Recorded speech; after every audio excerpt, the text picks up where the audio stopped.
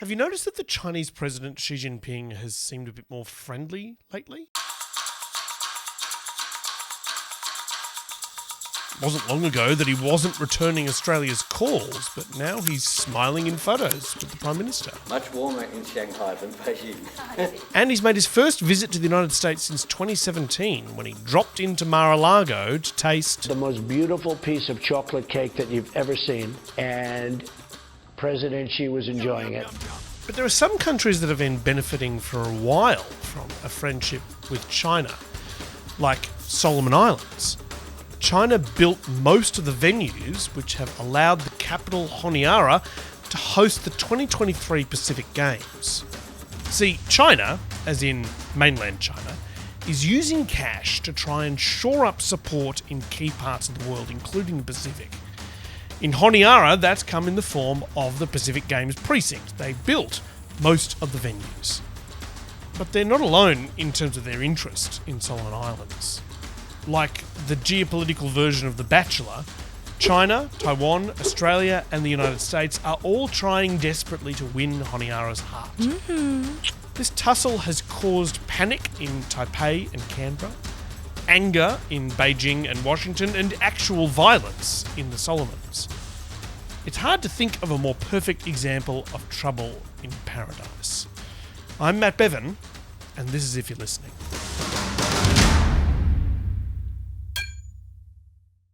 In June 2021, the Premier of the Solomon Islands province of Malaita felt unwell.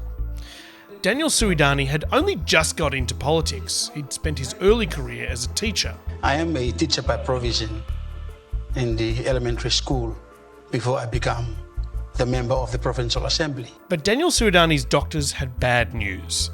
They suspected that he may have brain cancer.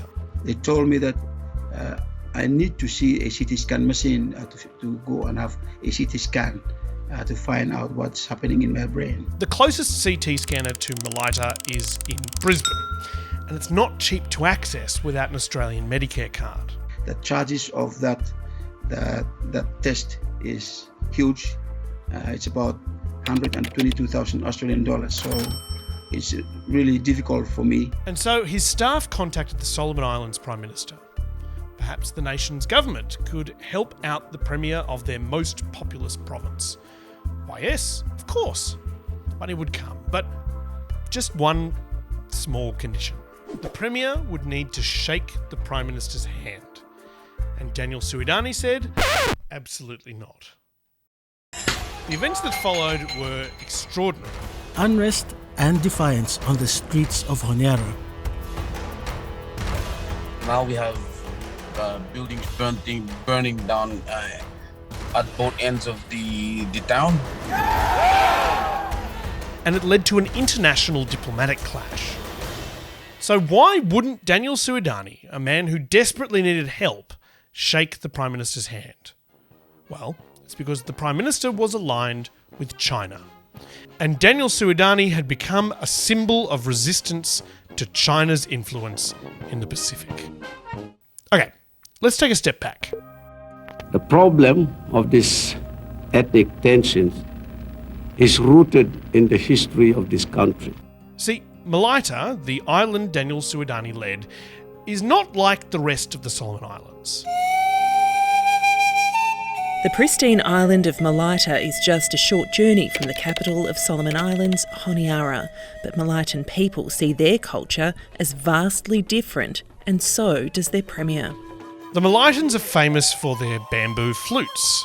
They make their own shell currency, and it's still used for certain ceremonial trades, for dowries and for compensation.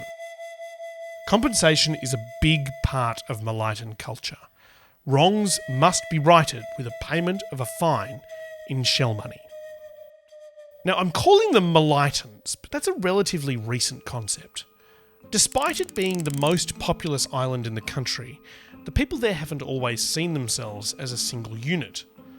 On Malaita, an island small enough that you could jet ski around it in an afternoon, there are a dozen separate cultural groups with languages different enough that southerners can't understand northerners.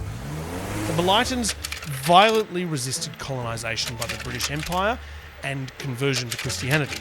which led to an appalling international stereotype of Malaitans as monstrous savages. He wears but few and scanty clothes. He wears a ring right through his nose, and he wears rings on his ears and toes, the king of the cannibal island.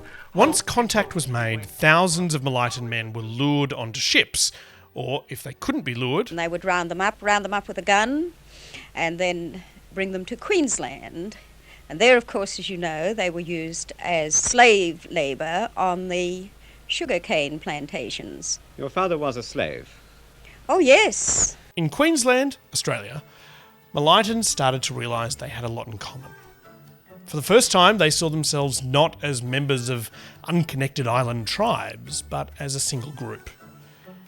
Then, in the early 1940s, they witnessed something which must have looked to them like the end of the world. The dark cloud of Japanese aggression was spreading unchecked. In 1942, Japan captured the Solomon Islands.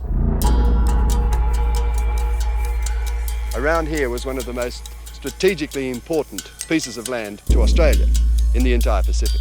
The Japanese Navy built an airbase on the island of Guadalcanal, visible across a 55-kilometre wide stretch of water from Malaita.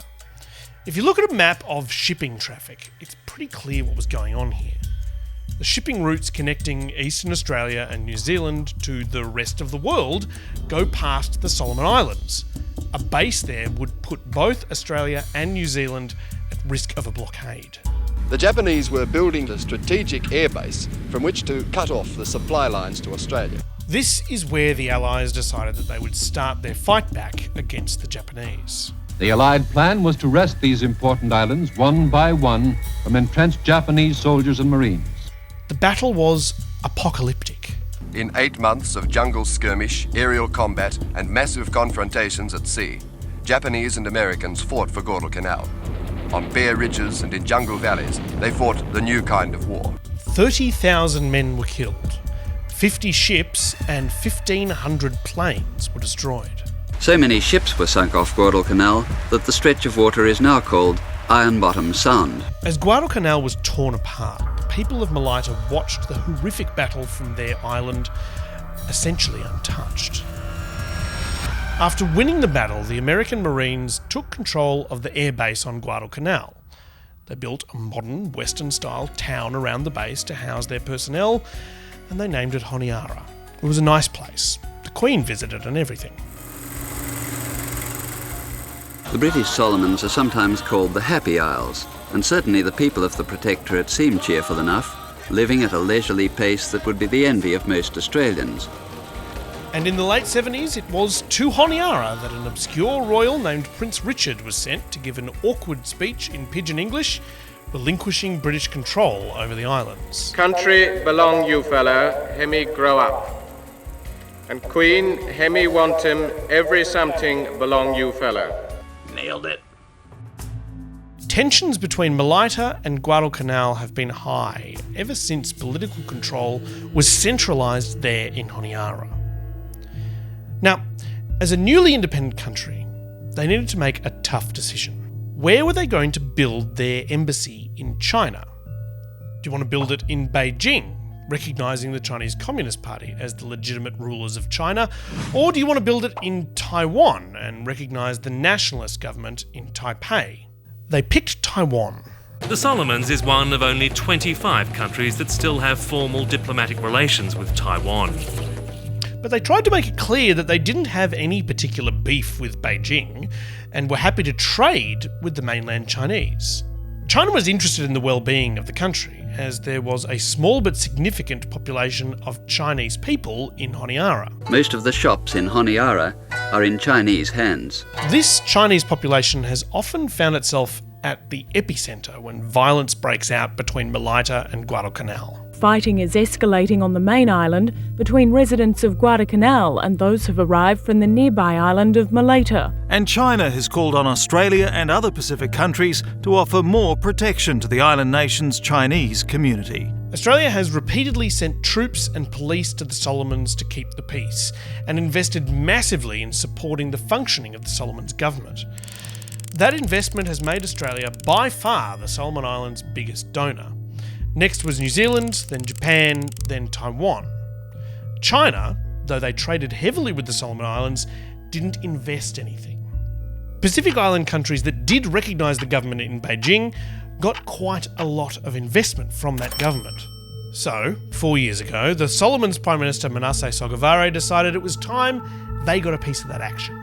In 2019, Sogavare was given a massive greeting when he arrived in Beijing. So my government and people have chosen to be on the right side of history and normalize relationship with the People's Republic of China. While he was in China, he was interviewed by Chinese state television. He had decided to close their embassy in Taiwan and open one in Beijing. To say it is a very, very important decision. It took us 36 years to make. Within days, a $74 million deal had been struck for China to build the sporting precinct for the Pacific Games. Chinese companies immediately started probing the provincial governments, looking for opportunities. China Forestry Group, a state-owned enterprise, is in talks to buy the plantation. But for a forestry group, they sure were asking some weird questions. A Chinese delegation pointedly asked how deep's the water and how long's the wharf. We're told they paid almost no attention to the trees. Some cynics raised concerns that the investment attention the Solomon Islands was getting was a pretext for setting up naval and air bases. Which brings us back to the decidedly anti-China Premier of Malaita, Daniel Suidani.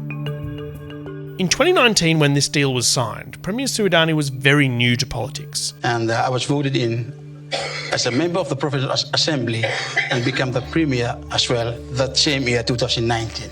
His province had benefited from a lot of development aid from Taiwan. It made sense, they were the most populous island. But Beijing wasn't offering to replace the support Taiwan had given to Malaita. They were building stadiums in Honiara. Suidani immediately started campaigning for diplomatic relations to be reopened with Taiwan. We have signed a communique that we don't allow any Chinese companies to involve in projects in Malaita. That is our stand. In the following 2 years, he accepted aid from Taiwan during COVID lockdowns, organised an independence referendum, and then accepted Taiwan's offer of flights and treatment when he was diagnosed with suspected brain cancer. Every one of these moves infuriated Honiara and Beijing. When he returned from Taiwan after 5 months of medical treatment, he received a hero's welcome to an island angry about how they were being treated. Malaitans decided to make that clear to the central government and crossed the strait to the capital. Buildings, including part of the National Parliament, a police station and shops in Chinatown, were set on fire. Honiara's Chinatown was burned to the ground. Allegations were made in Parliament that the Prime Minister was being bribed by China. He is in the service of a foreign power. Prime Minister Sogavare reacted with fury. The whole thing is about the leader of the opposition and who else on the other side of the house wanting to be Prime Minister. That's what it is. You want to sit here? Sogavare said the protesters from Malaita had been hoodwinked by their premier.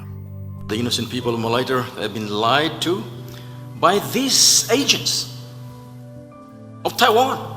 3 months later, a furious Sogavare dialed up his country's relationship with China to the next level. China wanted to be able to send in troops and police, ostensibly to protect Chinese expats. Sogavare accepted. Revelations of a security pact being drawn up between Beijing and Honiara, allowing a possible military presence, have startled Australian officials and allies. The effect of this agreement, allowing Chinese police and troops to come into Solomon Islands to keep the peace, is hard to overstate. Canberra went into a panic. Minister for the Pacific Zed Seselja made a diplomatic dash to Honiara this week. Washington oscillated rapidly between shock and disappointment. Their attitude was, didn't we leave Australia in charge of this? American diplomatic reinforcements arrive in the Pacific. As the Solomon Islands knows better than most, an intervention by Team America doesn't always have the desired effect. The US directed millions of dollars into Malaita in a move some interpreted as an attempt to prop up the anti-China Premier, Suodani, and undermine the pro-China Prime Minister, Sogavare. Since then, things haven't calmed down all that much. Daniel Suodani was sacked. Honiara declared him ineligible to sit in the Provincial Assembly because his anti-China campaigning conflicted with the policy of the Sogavare government. Meanwhile, Prime Minister Sogavare altered the constitution to delay the next national election, in a move the opposition alleged was an attempt to cling on to power. This, sir, sets a bad precedent, and bad decisions come from bad intentions. We cannot successfully host the national general elections and the Pacific Games in the same year. The election will be held in early 2024. For now, the attention is on the Games. The stadium, built by China, on the marshland where the Battle of Guadalcanal raged in 1941, is the largest building in the country. The country that we can see on the Pacific Games coverage does look like what you imagine when you think of the Solomon Islands nickname, the Happy Isles. It's a country that's had its share of unhappiness though, almost entirely caused by foreigners who see it as little more than a strategically important patch of land in the vast Pacific Ocean. Hopefully, at some point, the regional superpowers will look on Solomon Islanders the way that the athletes at the Games do, as competitors, as friends, and as equals.